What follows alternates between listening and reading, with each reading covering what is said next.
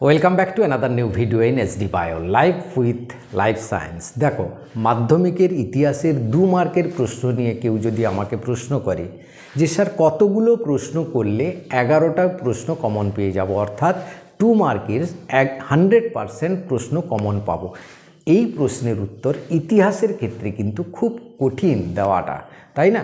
তা তোমরা জানো ইতিহাসের প্রশ্ন বিভিন্নভাবে একটু ঘুরিয়ে ফিরিয়ে হয়, তাই 100% কমন পেয়ে লেগে যাবে এই বলাটা কিন্তু ভুল হয়ে যাবে।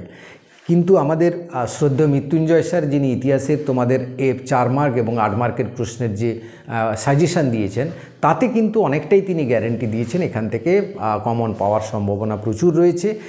আজকের প্রশ্নটাও তিনিই করেছেন। তিনি বলেছেন তার যে দীর্ঘদিনের প্রায় 18 বছর ধরে তিনি মাধ্যমিকের হেড এক্সামিনার এবং স্ক্রুটনিয়ার রয়েছেন, তার এই অভিজ্ঞতা নিশ্চয়ই তোমাদের কাজে লাগাবে। খুব বেশি প্রশ্ন দেননি, কম প্রশ্ন দিয়েছেন, কিন্তু তুমি যে কোনো টেস্ট পেপারের যে কোনো একটা পেজ খোলো, তাতে কিন্তু এই প্রশ্নগুলো কিন্তু প্রচুর কমন পেয়ে যাবে। হ্যাঁ, তো যদি তাহলে প্রশ্ন যেটা ছিল যে 100% কমন পেতে হলো, তাহলে কি করতে হবে? মৃত্যুঞ্জয় স্যার সেটা বলছেন, বা আমার মতেও একই কথা হবে, যে তুমি যদি টেস্ট পেপারের সমস্ত পেজগুলো 2 মার্কের করে ফেলতে পারো, তাহলে কিন্তু 100% কমন পাওয়ার একটা চান্স আছে। তো পেয়ে যাবে একদম গ্যারেন্টি তা কিন্তু নয়, পেয়ে যাওয়ার সম্ভাবনাটা খুব বেশি থাকবে, বেশি কমন পাবে। সাধারণ কথা তোমরা জানো, বেশি কমন পাবে সেই যে বেশি প্রশ্ন বা বেশি টপিক পড়ে থাকবে, সেই বেশি কমন পাবে, এটা হচ্ছে সাধারণ ব্যাপার। তো মাঝে মাঝে কি হয়, কিছু প্রশ্ন থাকে একটু ট্যাকফুলি যদি সাজেশানটা করা হয়, সেই সাজেশান কিন্তু বেশিরভাগ কমন পেয়ে যাওয়ার সম্ভাবনা 70-80% কমন পেয়ে যাওয়ার সম্ভাবনা রয়েছে। আজকে তিনি মাত্র 35টা প্রশ্ন দিয়েছেন, এইগুলো করলে তোমরা 11টা কমন পাওয়ার একটা সম্ভাবনা রয়েছে। যদি পুরোপুরিও না 11টা হয়, কিন্তু 70-80% কিন্তু কমন পেয়ে যাওয়ার সম্ভাবনা, এবং যে কোনো টেস্ট পেপার খুলবে এই প্রশ্নগুলো সব পেজেই তোমরা কিন্তু পাবে। তো তার এই প্রশ্নটা, তার এই অভিজ্ঞতা দেখে তোমরা কাজে লাগাবে এই আশা রাখি। ভিডিওটা শেষ পর্যন্ত দেখবে, ভালো লাগলে লাইক করে অবশ্যই বন্ধুদের শেয়ার করে দেবে, আর চ্যানেলে নতুন হলে চ্যানেলটা সাবস্ক্রাইব করতে কিন্তু ভুলবে না। তো চলো এবার প্রশ্নগুলো আমরা দেখে নিই। খাতা পেন নিয়ে খুলে থাকো, পরপর প্রশ্নগুলো লিখে নাও। হাতে গোনা কয়েকটা প্রশ্ন রয়েছে, সেই প্রশ্নগুলো তোমরা এবার তুলে নাও। তো আজকে এগুলো সবই কিন্তু 2 মার্কের প্রশ্ন। যেমন প্রথম প্রশ্ন দেখো, ইতিহাসের উপাদান রূপে সংবাদপত্রের গুরুত্ব কী?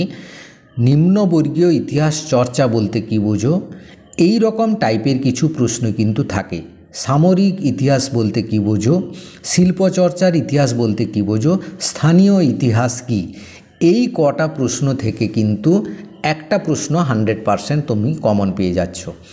এবার দেখো, ইতিহাসের উপাদান রূপে সরকারি নথিপত্রের সীমাবদ্ধতাগুলো কী কী? সরকারি নথিপত্রের ভূমিকা কিন্তু গতবারে পড়েছে, এবার সীমাবদ্ধতাটা কিন্তু ইম্পর্ট্যান্ট।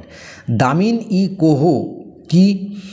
আর মধুসূদন গুপ্ত স্মরণীয় কেন? ভেরি ভেরি ইম্পর্ট্যান্ট প্রশ্ন এটা, প্রায় টেস্ট পেপারের সব পেজেই পাবে তুমি। তিতুমির স্মরণীয় কেন? এই স্মরণীয় নিয়ে একটা প্রশ্ন থাকে, এটাও কিন্তু ইম্পর্ট্যান্ট। পত্তি সিরামালু কেন অমরজীবী নামে খ্যাত, বা পত্তি সিরামালু কেন স্মরণীয়, এরকম একটা প্রশ্ন থাকে। মহেন্দ্রলাল সরকার কেন AICS প্রতিষ্ঠা করেন? এইগুলো থেকে কিন্তু আবার একটা প্রশ্ন কিন্তু তুমি কমন পেয়ে যাচ্ছ, তাহলে 2টো প্রশ্ন কিন্তু কমন পেয়ে গেলে। এবার দেখো, ইয়ং বেঙ্গল কাদের বলা হয়? রশিদ আলী দিবস কেন পালিত হয়? বঙ্গচিত্র কেন আঁকা হয় বা তার গুরুত্ব? এবার দেখো 13 দাগে, মাদারি পাশি কে ছিলেন? দেশবন্ধু ও দেশপ্রিয় নামে কারা পরিচিত? মেকেল মিনিট কি? খুব ইম্পর্ট্যান্ট প্রশ্ন এটা। নববিধান কি? প্রত্যেকটা প্রশ্ন কিন্তু ইম্পর্ট্যান্ট বা গুরুত্ব দিয়ে করবে, এখানে আর কোনো সাজেশন হবে না, হ্যাঁ, এটা সবগুলোই করতে হবে। 3 আইন কি? শ্রীরামপুর ত্রয়ী কারা? এবার দেখো 17 দাগে, দলিত কাদের বলা হয়? মহারানীর ঘোষণাপত্রের প্রকৃত উদ্দেশ্য কী ছিল? সন্ন্যাসী ফকির বিদ্রোহ ব্যর্থ হলো কেন? দিকু কাদের বলা হয়? এই 20টা প্রশ্ন অবশ্যই করতে হবে। তারপরে দেখো 21 দাগ, অপারেশন পোলো কি? ইলবার্ট বিল কি? পুনা চুক্তি কবে কাদের মধ্যে স্বাক্ষরিত হয়েছিল বা কেন স্বাক্ষরিত হয়েছিল সেটা দেখবে। ভারত সভা কেন প্রতিষ্ঠিত হয়েছিল? উলগুলান বলতে কী বোঝো? বসু বিজ্ঞান মন্দির প্রতিষ্ঠাতার উদ্দেশ্য কী ছিল? সংবাদপত্র ও সামরিক পত্রের মধ্যে পার্থক্য কী? দ্বার কমিশন কেন গঠিত হয়েছিল? বীরাষ্টমী ব্রত কে কেন চালু করেন? পাগলপন্থী নামে কারা পরিচিত ও কেন তারা বিদ্রোহ করেছিল? 1950 কেন দিল্লি চুক্তি স্বাক্ষরিত হয়েছিল? ভারত মাতা চিত্রটি গুরুত্বপূর্ণ কেন? উডের ডিসপ্যাচ কি? চুইয়ে পড়ার নীতিটি কি? এটা 23 সালে পড়েছে, তাই দিতে চাইছিলাম না, কিন্তু দেওয়া থাকলো। চুইয়ে পড়ার নীতিটা কি? এই কটা প্রশ্ন করলে তুমি কিন্তু 100% না হোক বহু প্রশ্ন কিন্তু কমন পেয়ে যাবে। তো এই ছিল আজকের ভিডিওটা অবশ্যই লাইক করে বন্ধুদের শেয়ার করে দেবে। চ্যানেলে নতুন হলে চ্যানেলটা সাবস্ক্রাইব করে নেবে। Thank you for watching.